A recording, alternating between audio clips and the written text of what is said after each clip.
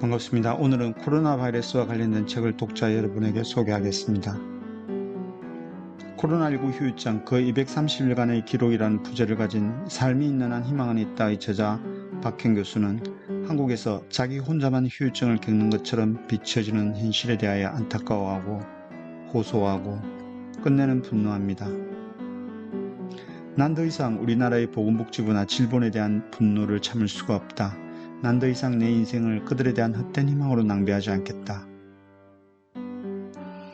저자는 지난해 6월 말 가벼운 마른 기침이 지나고 찾아온 코로나 바이러스가 며칠 후 호흡곤란을 일으켜 엄합병실에 입원하였습니다. 치료를 끝내고 음성 판정을 받은 후 집으로 돌아온 뒤에도 이어지는 두통과 힘든 호흡으로 일상생활이 불가능해지자 저자는 후유증이라는 것을 알아차렸습니다.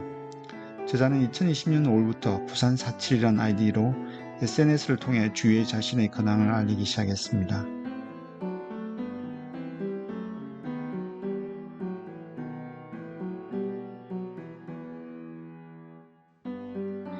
뒤통수를 누르는 듯한 두통이 심하고 가끔 눈물이 날 때가 있고 아주 조그만 스트레스에도 참을 수가 없을 정도로 민감하다. 해외 언론에서 언급되는 것처럼 코로나19 바이러스가 신체에 침입했을 때 공격받은 신체 부위들이 시간이 지나면서 후유증으로 나타나는 것 같다. 2019년 12월 중국 후베이성 우한에서 첫 환자가 발생하고 우리나라에서도 2020년 1월 첫 환자가 발생하였습니다. 상반기부터 코로나19가 전 세계로 퍼지면서 환자가 속출하기 시작했습니다. 문기적거리던 세계보건기구는 3월 11일 신종 코로나 바이러스 감염증에 대해 세계적 대유행, 즉 팬데믹을 선언했습니다. 앞서 WHO는 1968년 홍콩 독감과 2009년 신종 인플루엔자 유행 당시 팬데믹을 선포한 바 있습니다. 이번이 세 번째 팬데믹 선언이었습니다. 문제는 퇴원 후 다양한 증세가 다시 나타나기 시작한다는 것이었습니다. 해외에서는 후유증에 대한 본격적인 치료가 시작되었지만 우리나라에서는 바이러스와 싸우고 난 후 뒤따르는 증상에 대해서는 말도 못하게 되어버렸습니다. 왜냐하면 완전하게 치료되었다는 의미의 완치자라는 표현을 사용하기 때문입니다.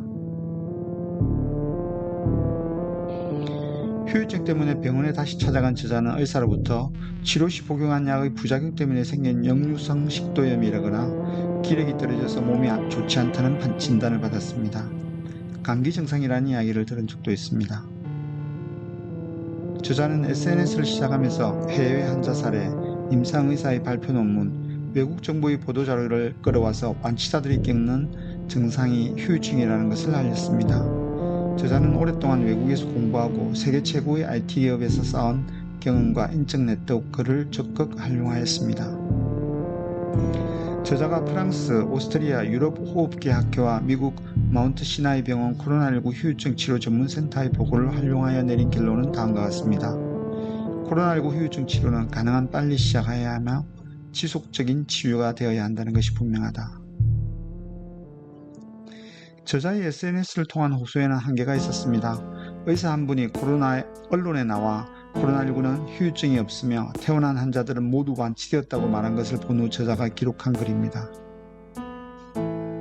겨우 100명 내외를 잃는 아이들은 이런 기관과 언론 발표 앞에서는 아무런 힘이 없다.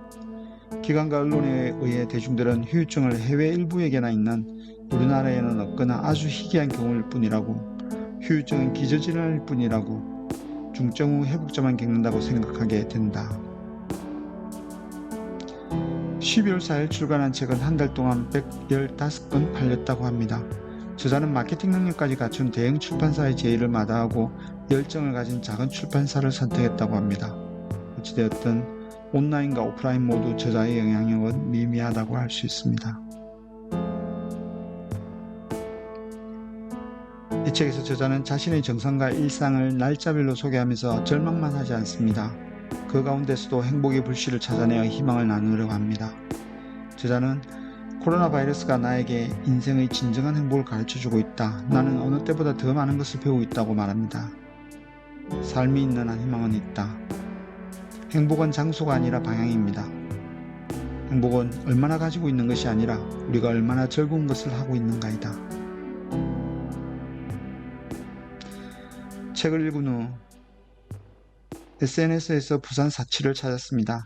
그는 지난 5월 14일 또다시 몸이 안 좋아졌다고 하면서 특히 가슴 통증이 심하다고 했습니다. 가슴 통증과 함께 두려움도 찾아왔었다고 합니다. 가장 최근 글은 6월 18일 어제 게시되었습니다. 4월과 5월에 좋지 않았던 컨디션은 6월 들어서 나아졌다고 합니다. 책을 읽는 동안 저자의 SNS를 몇 번 방문했었습니다. 5월 14일 이후 소식이 없어 걱정했었는데 다시 활동을 재개하는 것을 확인하고 나니 조금 안심이 됩니다. 코로나19 바이러스와 관련된 뉴스를 듣거나 보지 않고 하루를 보낼 수 없게 되었습니다. 팬데믹 초반에 카메라는 확진자의 뒤를 쫓기에 바빴습니다. 마스크를 사기 위해 긴 줄을 선 모습을 앵글에 잡았고 정부와 언론은 K방역이라는 브랜드 홍보에 열을 올렸습니다. 이제는 주사바늘이 꽂힌 누군가의 팔뚝을 매일 보고 있습니다.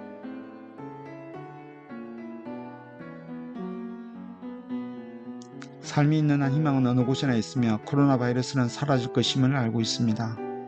또한 개인의 후유증이든 사회의 후유증이든 반드시 남아서 우리를 더 힘들게 하는 것이 있을 것입니다. 격하게 세상이 변하는 이때 카메라 뒤에서 화려한 조명 바로 밑 어둠 속에서 힘든 싸움을 하고 있는 사람이 있는지 살펴야 할 것입니다. 무거운 카메라를 든 사람, 뜨거워진 조명을 비추는 사람도 살펴야 할 것입니다.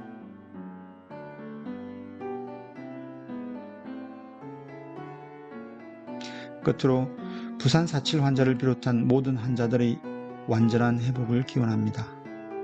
이상으로 삶이 있는 한 희망은 있다 책 소개를 마칩니다. 감사합니다.